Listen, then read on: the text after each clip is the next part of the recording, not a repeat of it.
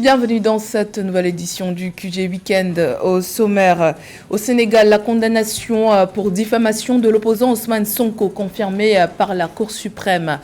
Condamnation à 6 mois de prison avec sursis qui remet en cause sa candidature au scrutin présidentiel de février prochain. L'accord portuaire signé entre l'Éthiopie et le Somaliland le 1er janvier secoue la Corne de l'Afrique. Il est notamment remis en cause par la Somalie qui y voit une violation de sa souveraineté. Et puis, éducation. Le Trésor national kényan débloque un total de 31,34 milliards de shillings pour les écoles avant la rentrée scolaire ce lundi 8 janvier. Un soulagement pour le secteur éducatif à qui le gouvernement devait jusqu'ici plus de 87 milliards de shillings pour les exercices 2022-2023. Et 2023-2024. Mais tout d'abord, anomalie dans le calendrier électoral pour les élections générales de 2026 au Bénin. La Cour constitutionnelle exhorte l'Assemblée nationale à modifier le code électoral béninois. Pour cause, les dates retenues pour élire et installer députés et maires compromettent la délivrance des parrainages dans les délais. Notons que les parrainages délivrés par les maires et les députés sont obligatoires pour tout candidat à l'élection présidentielle. En 2026, les élections communales et législatives sont organisées simultanément, suivies de l'élection présidentielle 3 mois après. L'opposant Ousmane Sonko, toujours aux prises avec la justice sénégalaise ce jeudi 4 janvier. Sa condamnation pour diffamation a été confirmée par la Cour suprême. Candidat déclaré à la présidentielle du 25 février 2024. La peine de 6 mois de prison avec sursis qui accompagne cette condamnation menace l'éligibilité d'Ousmane Sonko au scrutin présidentiel. Samantha Sabiro. La Cour suprême sénégalaise a entérimé le 4 janvier 2024 la condamnation du principal opposant Ousmane Sonko à 6 mois de prison avec sursis pour diffamation et injure envers le ministre du Tourisme Mame Mbaye Niang. Une condamnation qui compromet fortement la candidature du leader du parti PASTEF à la présidentielle du 25 février 2024. Selon le code électoral sénégalais, les personnes condamnées à une peine avec sursis inférieure ou égale à 6 mois sont inéligibles pour une durée de 5 ans. Nous pensons que la décision de la Cour suprême est influencée par le pouvoir fini. Le président Ousmane Sonko est déjà inscrit dans le fichier en vertu de l'ordonnance rendue par le président de la Haute Cour de Dakar. Et pour vraiment parler de son inéligibilité, il faut emprunter une nouvelle procédure de radiation fondée cette fois-ci non pas sur la contumace, mais sur la diffamation. La Cour suprême a confirmé la condamnation d'Ousmane Sonko tout en maintenant la peine. Cependant, elle a annulé la partie de la décision qui concernait la contrainte par corps. Les avocats d'Ousmane Sonko avaient soulevé une exception d'anticonstitutionnalisation, arguant que certaines lois étaient inconstitutionnelles. La Cour suprême a jugé cet argument irrecevable, ne prenant donc pas en compte l'exception soulevée par la défense. Et le Conseil constitutionnel aura déjà validé sa candidature pendant qu'il cherche une issue de secours. N'oubliez pas que le fichier électoral n'est pas un marché public. Et on y entre comme on veut, on y sort comme on veut. Pour parler de radiation d'Ousmane Sonko, il faut attendre l'ouverture de nouveaux fichiers électoraux. Rappelons que lors du dépôt du dossier de candidature d'Ousmane Sonko à l'élection présidentielle, le dossier a été déposé malgré de nombreuses difficultés, notamment l'absence d'une attestation de la caisse de dépôt et de consignation qui lui avait été refusée sous prétexte que Sonko n'était pas sur les listes électorales. De plus, la Direction générale des élections avait refusé de lui délivrer des fiches de parrainage nécessaires à la collecte de soutien exigé par le code électoral. Classé 3e lors de la présidentielle de 2019, Ousmane Sonko est en détention depuis le 29 juillet 2023 pour plusieurs accusations dont l'appel à l'insurrection. Le Conseil constitutionnel qui devait trancher sur la question de l'éligibilité d'Ousmane Sonko s'est prononcé. L'organe a rejeté ce vendredi 5 janvier l'examen de sa candidature à l'élection présidentielle, stipulant que le dossier de l'opposant sénégalais était incomplet.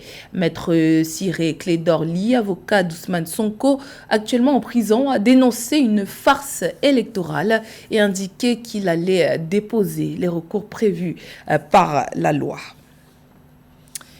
Accès naval et commercial aux côtes du Somaliland accordé en échange de la reconnaissance de l'indépendance de la République du Somaliland.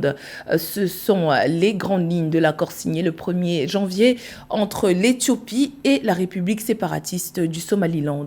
Un affront pour le gouvernement somalien qui considère depuis longtemps que le Somaliland reste une partie du pays. Mercredi 3 janvier, de nombreux Somaliens sont d'ailleurs descendus dans les rues de la capitale Mogadiscio pour manifester leur désaccord. Le point sur la situation dans ce sujet de Marine Tolo.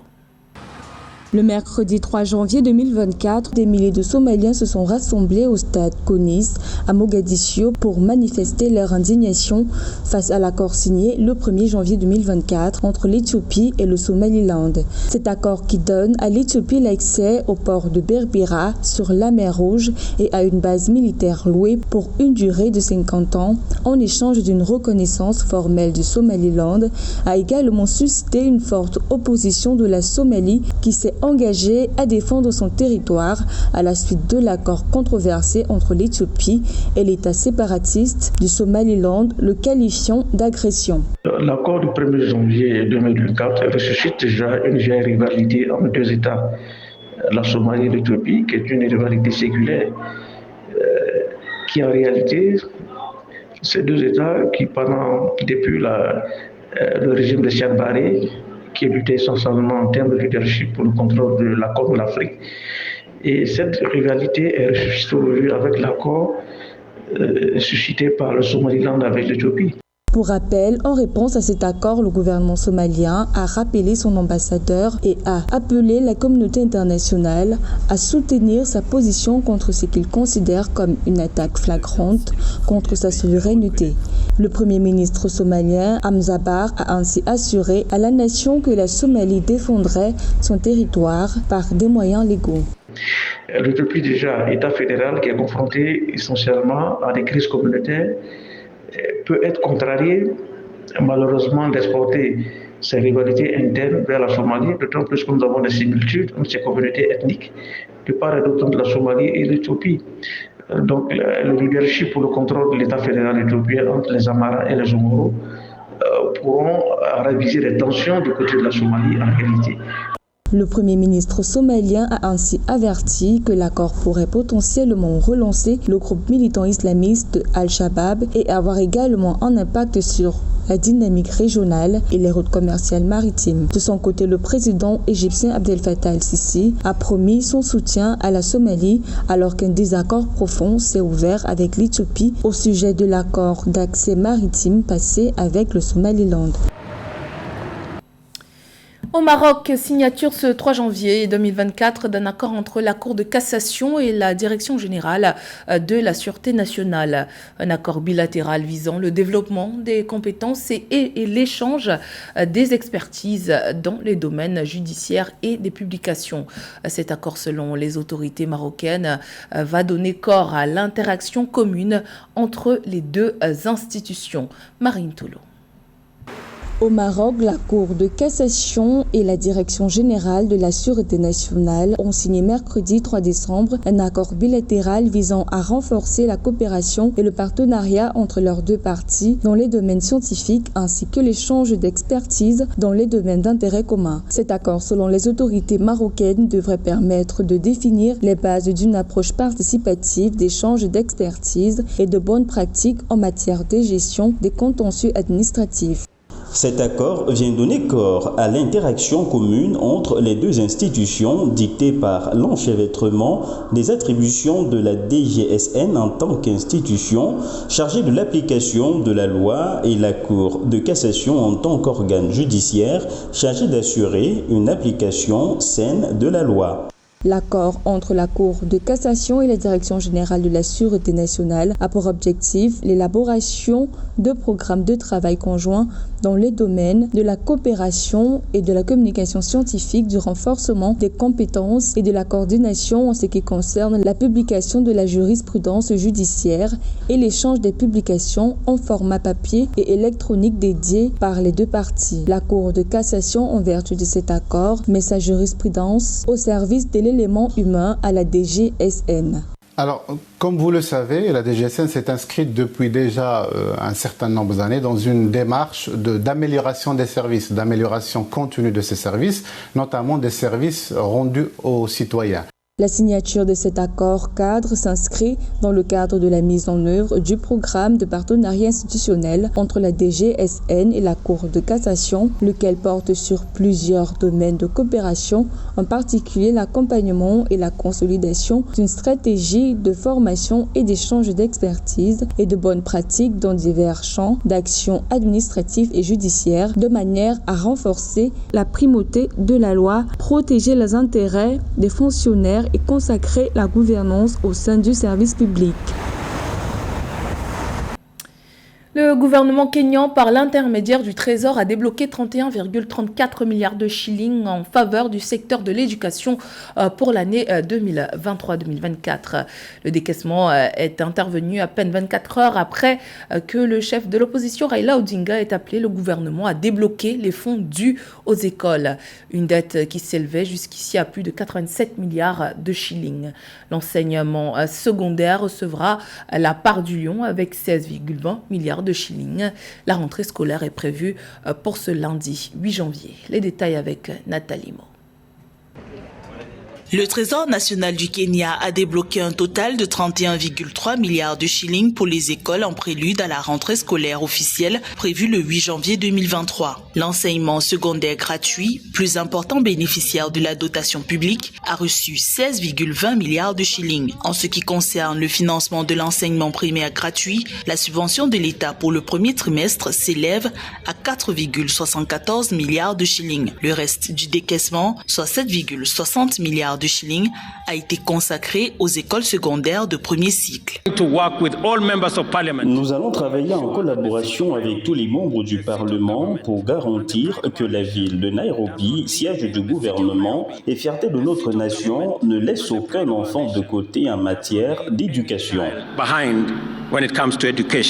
Au Kenya, le secteur éducatif reçoit 628,6 milliards de shillings, soit 27,4% du budget 2023-2024. Ces allocations affichent une hausse par rapport à 544,4 milliards de shillings destinés à l'éducation nationale pendant la période 2022-2023. Avec ce budget en hausse, le gouvernement a l'ambition de lutter contre les inégalités à l'école. Nous avons augmenté le budget total de notre secteur éducatif de 127 milliards de shillings supplémentaires cette année.